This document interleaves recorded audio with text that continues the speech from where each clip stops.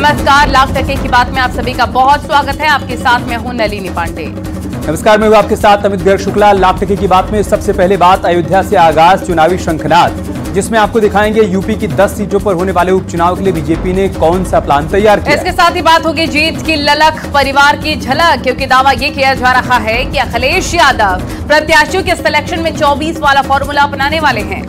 वहीं आपको दिखाएंगे कोटे में कोटा आखिर बीएसपी को क्यों खटका, क्योंकि मायावती के बाद अब आकाश आनंद ने आरक्षण पर रण छेड़ दिया। इसके साथ ही बात होगी राहुल गांधी को मिले रिटर्न गिफ्ट के, कि आखिर राहुल गांधी को कार्यकर ने कौन सा तोहफा दिया। और आखिर में बात करेंगे हसीना से बदला हिंदुओं पर क्यों हमला। शुरू करते हैं लाख टके की बात।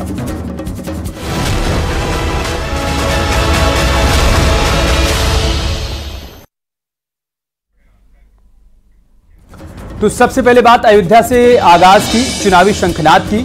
सीएम योगी ने एक दिन पहले लखनऊ में 10 सीटों पर होने वाले उपचुनाव को लेकर बैठक की और दूसरे दिन वो अयोध्या में रामलला के दर्शन करने के लिए पहुंच गए। सीएम योगी का अयोध्या दौरा इस लिहाज से भी काफी खास है, क्योंकि अयोध्या के मिल्कीपुर विधानसभा सीट पर भी उपचुनाव होना है, जिसके लिए वो पूरी तरीके से तैयारी में जुट चुके हैं।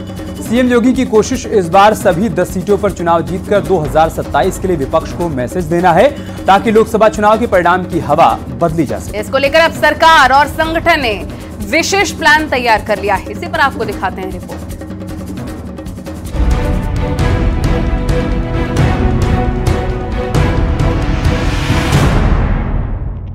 उत्तर प्रदेश में एक बार फिर सियासी बिसात बिछ चुकी है। 10 सीटों पर उपचुनाव का दंगल शुरू हो चुका है और चुनावी अभियान की कमान सीएम योगी ने खुद संभाली है।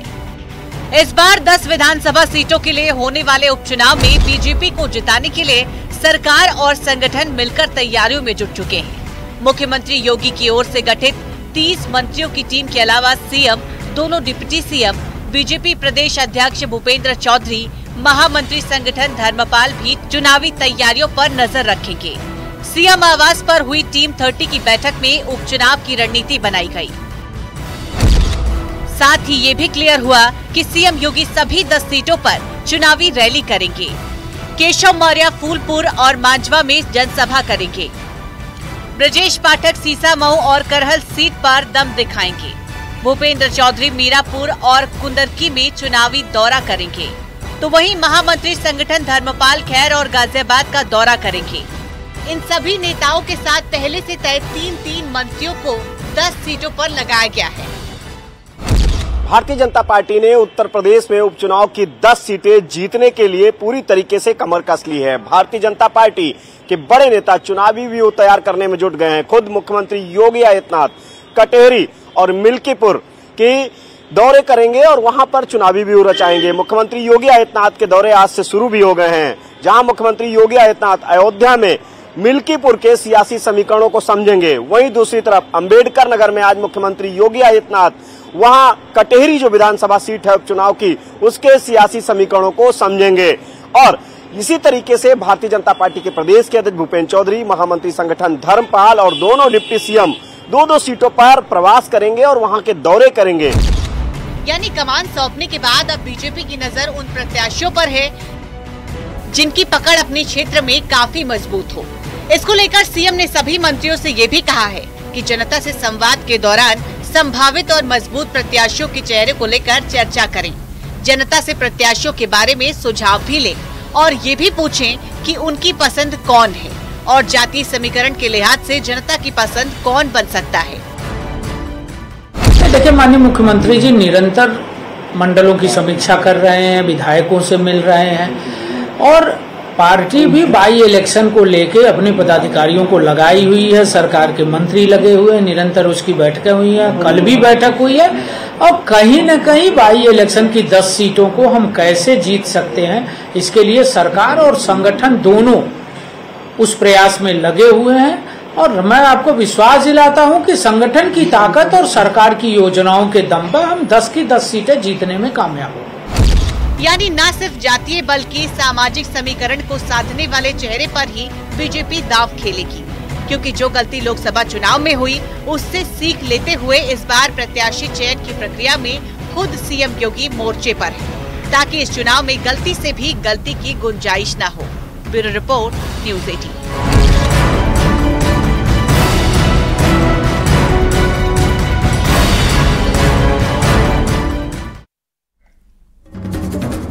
तो एक तरफ बीजेपी अभी से उपचुनाव की तैयारियों में जुटी हुई है, वहीं दूसरी तरफ अखिलेश यादव प्रत्याशियों पर मंथन शुरू कर चुके हैं। दावा किया जा रहा है कि लोकसभा चुनाव की तरह इस चुनाव में भी अखिलेश यादव पीडीए फॉर्मूले के साथ परिवार का दम दिखा सकते हैं। इसके साथ ही दावा ये भी किया जा रहा है कि उपचुनाव के रास्ते अखिलेश यादव और राहुल गांधी 2027 का प्लान तैयार कर रहे हैं। इसी पर देखिए रिपोर्ट।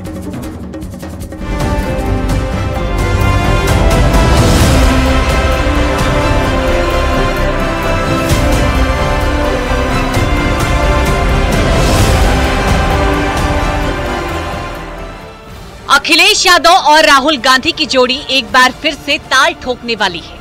एक बार फिर दो लड़के यूपी के सियासी रण में दम दिखाने की जुगत में हैं, क्योंकि 10 सीटों पर होने वाले विधानसभा उपचुनाव में कभी भी तारीखों का ऐलान हो सकता है। विधानसभा उपचुनाव को लेकर समाजवादी पार्टी अपनी तैयारियों को मुकम्मल कर लेना चाहती है। समय से पहले ही समाजवादी पार्टी इस बात को चाहती है कि वो अपने प्रत्याशियों का ऐलान कर दे।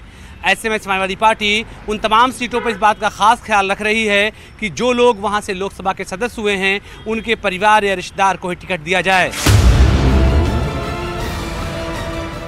जिस एजेंडे के साथ 2024 के लोकसभा चुनाव में समाजवादी पार्टी और कांग्रेस ने अपनी चुनावी रणनीति तैयार की थी, अब उसी एजेंडे को आगे बढ़ाने की चर्चा शुरू हो गई है। दावा किया जा रहा है कि अखिलेश यादव अपने पीडीए फॉर्मूले के साथ परिवारवादी प्रत्याशियों को मौका देंगे।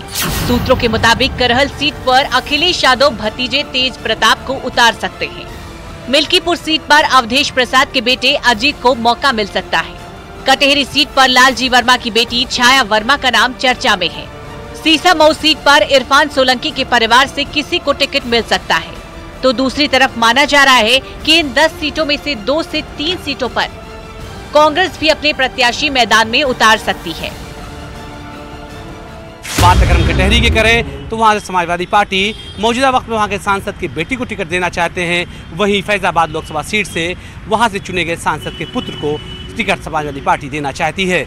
इसी तरह तमाम सीटों पर समाजवादी पार्टी कोशिश कर रही है कि परिवार या उनके रिश्तेदार के लोगों को उतारा जाए ताकि सॉफ्ट सिंपैथी बनी रहे। बाकी 4 सीटों पर भी समाजवादी पार्टी फैसला जल्द कर लेगी। लोकसभा चुनाव के बाद 6 महीनों के भीतर उपचुनाव होना है। इसको लेकर एक बार फिर एनडीए और इंडिया गठबंधन आमने सामने आ सकते हैं। हाल ही में हुए लोकसभा चुनाव में मौजूद विधायकों के सांसद बनने से विधानसभा की 9 सीटें खाली हुई है। एक सीट सपा विधायक इरफान सोलंकी को सजा मिलने के कारण उनकी सीट खाली हुई है। इस तरह करहल, मिल्कीपुर, सीसामऊ समेत प्रदेश की कुल 10 विधानसभा सीटों पर उपचुनाव होना है। इसको लेकर बीजेपी और सपा के साथ साथ बीएसपी ने भी तैयारी शुरू कर दी है। इसको लेकर बीएसपी में बूथ वार कमेटियों का गठन हो रहा है। सीटवार उम्मीदवारों का पैनल मांगा गया है। जातीय समीकरण सेट करने की कोशिश हो रही है। 11 अगस्त को उपचुनाव पर मायावती समीक्षा करेंगी। दरअसल विधानसभा में बीएसपी का मात्र एक ही सदस्य है। मायावती इसलिए उपचुनाव मजबूती के साथ लड़कर सदस्य संख्या बढ़ाना चाहती है। तो दूसरी तरफ 2 लड़कों की जोड़ी एक बार फिर मैदान में उतरने वाली है, क्योंकि इस जोड़ी के सियासी भविष्य का फैसला भी इसी चुनाव से होना है। Bureau report, news 18।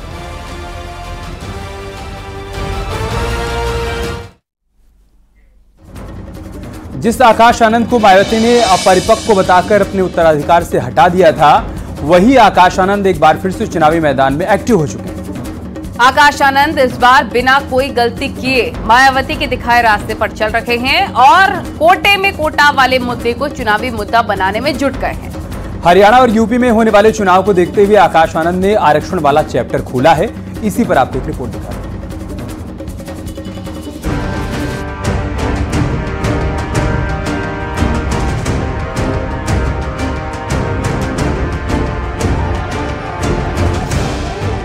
Baspa supremo Mayawati के भतीजे आकाश आनंद की राजनीति में री एंट्री हो चुकी है। सभी SC भाइयों का जो नुकसान है वो आप लोगों के बीच में मैं रखता हूँ। लोकसभा चुनाव के दौरान जिसे मायावती ने अपरिपक्व बताकर पार्टी में राष्ट्रीय कोऑर्डिनेटर के पद और अपने उत्तराधिकारी से हटा दिया था, अब विधानसभा उपचुनाव में उनकी सक्रियता फिर बढ़ चुकी है।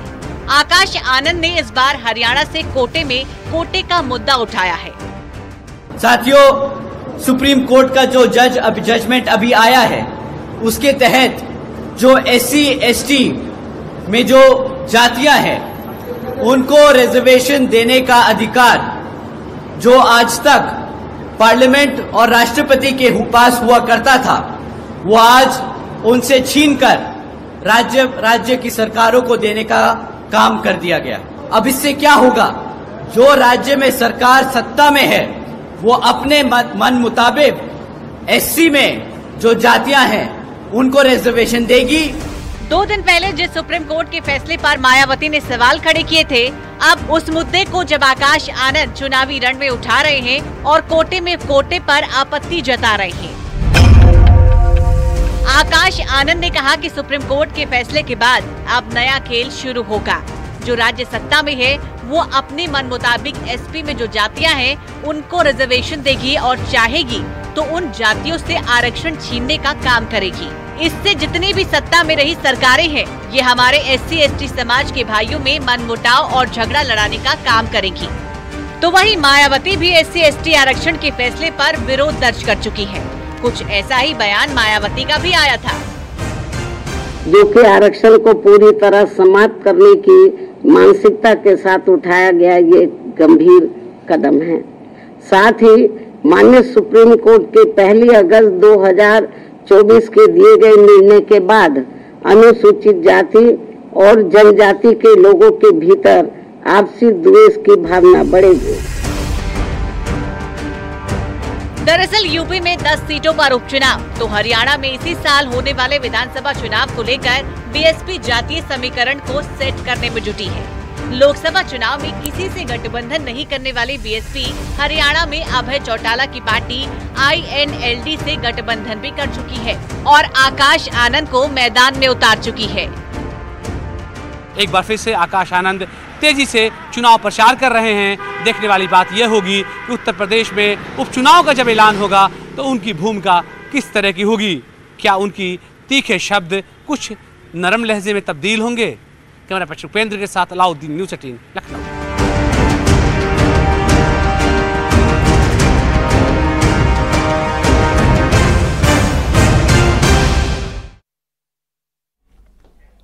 और अब बात राहुल गांधी को मिले रिटर्न गिफ्ट की कर लेते हैं। राहुल गांधी ने सुल्तानपुर में जिन रामचेत मोची से मुलाकात की थी वो सोशल मीडिया पर खूब वायरल हो रहे हैं। इस बीच राहुल ने अपने सोशल मीडिया पर वो वीडियो भी साझा किया जिसमें वो रामचेत से फोन पर बात कर रहे हैं। राहुल गांधी रामचेत मोची के भेजे जूतों की तारीफ करते नजर आ रहे हैं। इसके साथ ही राहुल ने फोन करके रामचेत से बात भी की। इस दौरान जब रामचेत ने राहुल गांधी को मालिक कहकर संबोधित किया तो कांग्रेस नेता ने कहा कि आप मुझे मालिक नहीं भाई कहिए। इसी पर आपको पूरी बातचीत सुनाते हैं। Very good. हेलो साहब, नमस्ते। नमस्कार, कैसे हैं आप? हाँ, बहुत बढ़िया मालिक। ये आपने बहुत सुंदर जूता भेजा है मेरे लिए, बहुत बहुत धन्यवाद। अरे हम तो खुशी से समा गए जिससे आप बताए मालिक, आपने हमें बहुत ऊपर उठा दिया। हमें आप मुझे मालिक मत कहो, आप मुझे भाई कहो। अच्छा भैया मालिक। हाँ, वो मशीन कैसी है? मशीन बहुत बढ़िया है, बहुत बढ़िया।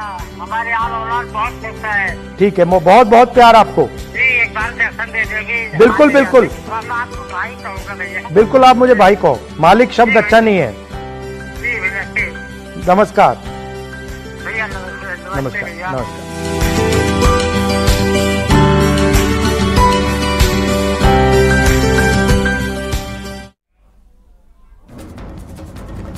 बांग्लादेश में तख्ता पलट क्या हुआ, हिंदुओं पर संकट आ गया। इसकी कई वजहें हैं। पहली बड़ी वजह तो ये है कि सरकार के हटने के बाद बांग्लादेश में लॉ एंड ऑर्डर बुरी तरीके से फेल हो गया।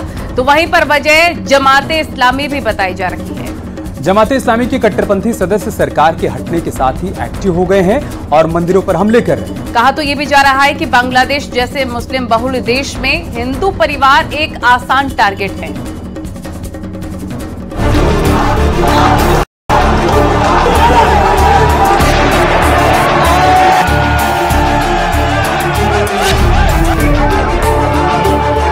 हिंदू भाई बुद्ध भाई जो हैं उन लोग के घर में जाके मंदिर में जाके आग लगा रहे हैं।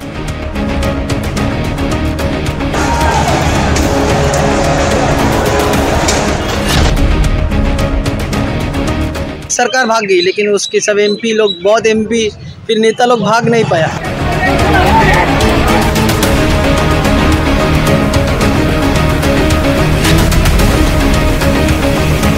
बांग्लादेश में जितने भी सिंपल हिंदू फैमिलीज है, इंडिया में हम लोगों को आश्रय दीजिए। ये एक ही दिन में हिंदुओं के लिए नर्क बन गए बांग्लादेश की तस्वीरें हैं। ये बांग्लादेश की वो अभागी संतानें हैं जिन्हें कट्टरपंथी ढूंढ ढूंढ कर मार रहे हैं। हिंदू घरों पर हमले हो रहे हैं, हिंदुओं के घर लूटे जा रहे हैं, हिंदू महिलाएं बच्चियां जान बचाने के लिए भाग रही हैं, हिंदू मंदिरों को तोड़ा और लूटा जा रहा है। बांग्लादेश के इस नए नर्क में फंसे हिंदू सोशल मीडिया के जरिए दुनिया से खुद को बचाने की अपील कर रहे हैं। মিছিল নিয়ে যাওয়ার সময় উল্টো দিক থেকে এসে আমার বাসার মধ্যে ঢুকে, আমার বাবা একজন ব্যবসা করে, সে তার ব্যবসার প্রতিষ্ঠান, আমার ভাই একজন ডাক্তার, ছোট কাকার ছেলে, তার চেম্বারও আমাদের বাসার মধ্যে। এই চেম্বারের মধ্যে ঢুকে আমাদের পুরো ভাইরা চুইরা কিচ্ছু রাখে নাই। আমার কাকাকে খুঁজতেছিল, আমার ভাইকে খুঁজতেছিল, মানে এরা কোথায়। আমার মা বাইরে ছিল, আমার মা শুধু নিরুপায় হয়ে দাঁড়ায় দেখতেছে যে ঘরে ফ্যান বলেন, খাবার জলের জগ বলেন, একটা গ্লাস বলেন, কিচ্ছু রাখে নাই, পিটাই ভাইয়া ফেলাইছে। বাবা যতটুকু পারছে ছবি তুলছে এবং বাবারে মারছে, বাবার গায়ে হাত দিছে। আর আমার ছোট কাকা তো পলাই আছে, আমার ছোট কাকাকে ওরা খুঁজতেছে। মানে আমরা কতটা নিরুপায় আজকের এই ছাত্রদের কারণে। আমরা এখন কি দেশ ছেড়ে নিজের জায়গা জমি ছেড়ে কি আমরা ইন্ডিয়া পালাই যাবো, এটা মনে করতেছে সবাই। কেন ইন্ডিয়া যাব? আমরা স্বাধীন দেশে বাস করি না? আমরাও দেশের নাগরিক না? তো তাহলে কেন আমাদের সাথে এরকম হবে? আমরা তো স্বাধীনতা, ঠিক আছে, সবই ঠিক আছে। सोशल मीडिया के जरिए जो बताया है वो इस वक्त पूरे बांग्लादेश में हिंदुओं से हैवानियत का सच है। ये बात खुद बांग्लादेशी मीडिया दुनिया को बता रहा है। बांग्लादेश की प्रमुख समाचार वेबसाइट द डेली स्टार के मुताबिक कल यानी 5 अगस्त 2024 को कम से कम 27 जिलों में हिंदुओं को निशाना बनाया गया। हिंदुओं की सैकड़ों दुकानें लूटकर जला दी गई, हिंदुओं के अनगिनत घर और मंदिर तोड़े गए, एक हिंदू पार्षद की हत्या हो चुकी है, एक हिंदू पत्रकार को भी मारा जा चुका है। बांग्लादेशी मीडिया ने ही रिपोर्ट में लिखा है कि वहां ऐसा कोई क्षेत्र या जिला नहीं बचा है जहां हिंदुओं पर हमले न हुए हों, कि इस वक्त हालात बेहद खतरनाक हैं। हिंदू मंदिरों को लूटा जा रहा है, उनमें आग लगाई जा रही है।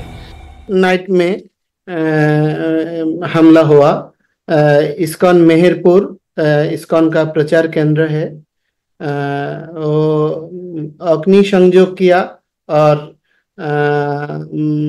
लूंटन किया, भांगचूर किया। बांग्लादेश में हिंदुओं के खिलाफ जारी हिंसा को लेकर बीजेपी नेता शुवेंदु अधिकारी ने कहा है कि कुछ दिनों में 1 करोड़ हिंदू शरणार्थी बंगाल की शरण में आ सकते हैं और भारत को इसकी तैयारी करनी चाहिए। शुवेंदु ने ये भी दावा किया कि नोवाखाली में हिंदुओं के सभी घर जला दिए गए हैं और सिराजगंज में 13 हिंदू पुलिसकर्मियों की एक साथ हत्या कर दी गई है। बांग्लादेश के जो हालात हैं उसे देखकर लगता भी है कि दक्षिण एशिया में हिंदू 75 साल बाद तीसरा बड़ा विस्थापन देखने वाले हैं और बांग्लादेश में रह रहे 1 करोड़ से ज्यादा हिंदुओं को जान बचाने के लिए देश से भागना पड़ सकता है।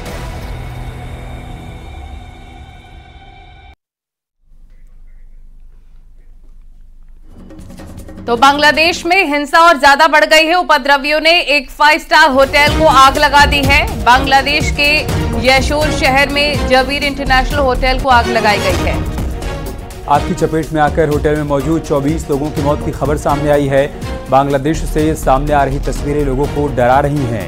तस्वीरें देखिए आप, 5 स्टार होटल को आग के हवाले कर दिया गया। बताया जा रहा है जिस वक्त होटल में आग लगाई गई 24 लोगों की जिंदा जलने से मौत हो गई है। जबीर इंटरनेशनल होटल की तस्वीरें आप देख पा रहे हैं जो कि बांग्लादेश के यशोर शहर में स्थित है।